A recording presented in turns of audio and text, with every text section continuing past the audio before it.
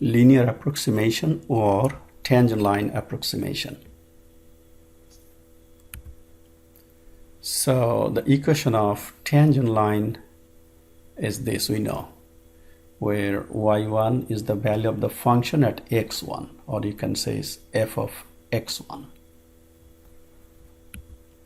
And we know another form of limit definition, the derivative at x1 will be this, but if we drop this limit, then it will be approximation, and we can call it the slope of the second line.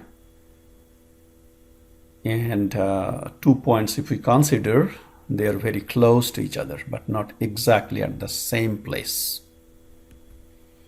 where y equals f of x and y1 is f of x1. So this is actually the point on the graph here, and this one is the function. So we drop the limit, and then we say that this derivative is approximated to this. Now if you simplify, multiply both sides by x minus x1 and further simplify, you get y1 equals, y equals y1 plus f prime x1 x minus x1. So this y, we just said that this is my function and it is approximated with this tangent line, and this is called the linear approximation. So we'll have examples and see how we apply this. So we have to find the linear approximation of the function, which is the square root of x, at the point x equals 16. This is a very comfortable point, because when you replace x by say 16 in here, then you get f of x is 4, and then based on that we want to approximate this value, which is very close to 16.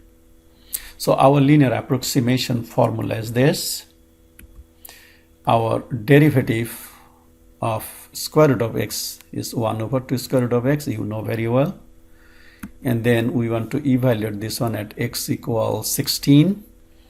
Now we need to plug everything.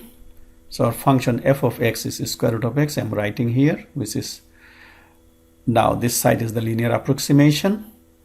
So y1 is square root of 16, or you can say 4, and the derivative we have got, so you could write here 1 over 8. In the next step I'll write it. So after simplification, now we have this shape in here. Now when I replace my x by this value here, I get this. So this one, without using calculator, we can approximate with a linear term here. You see, no exponent. And then our linear approximation value of this is this value. Now we'll see what it is in the calculator. So if you do in the calculator, your calculator value is this. But this one is our linear approximation. When we ask you to find a linear approximation at 16 and if estimate this, then should be this value, not that one. That one is the calculator value. We'll take more example. When I have a function f of x is 1 over x, and we want to find linear approximation at x equals 0.5, and then we want to approximate this value here. So 1 over 0.5 will approximate using linear approximation. Then further, this one is very close to 1 over 0.5, and we want to see how we get this value easily. So again, we have our Lx, which is the linear approximation formula, the notation, or you can say f of x is approximated to this. Now what is our x1, which is 0.5? So I want to see what is the value of the function. So you replace your x by 0.5, so 1 over 0.5 basically equals 2. Okay, now we need to take the derivative. 1 over x will give me negative 1 over x squared. Now we need to evaluate this at 0.5. So you get negative 1 over 0.5 squared, which is negative 4. So we'll plug these values here. So that's why we get linear approximation is f of x1 is 2 minus f prime of this is negative 4, and then x minus x1 is 0.5. Further simplify, you distribute 4, you get negative 4x. Negative 4 times 0.5 is 2, so 2 plus 2 is 4. So we got this function. Now we'll be finding the approximate value of this one using linear approximation. So my L of x is negative 4x plus 4.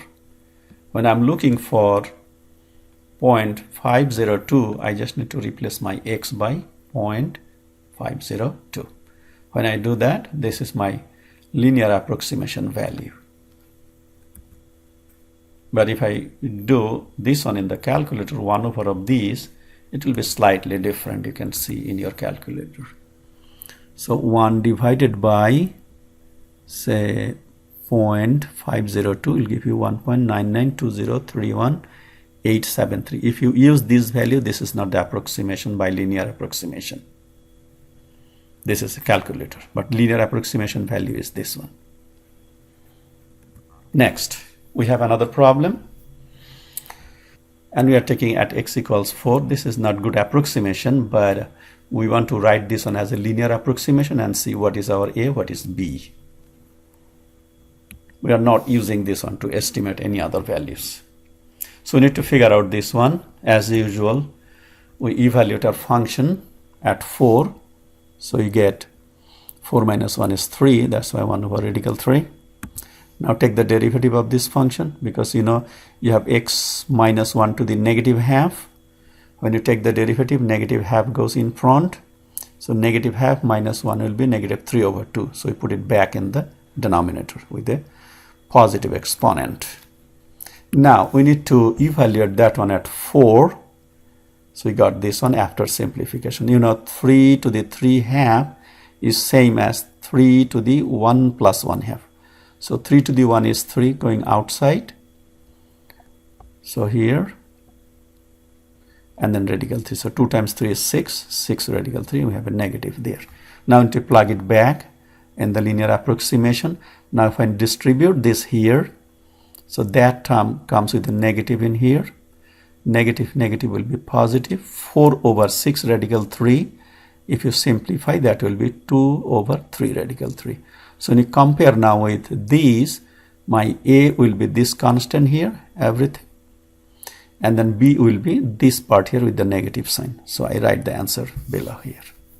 And we are done. Thank you.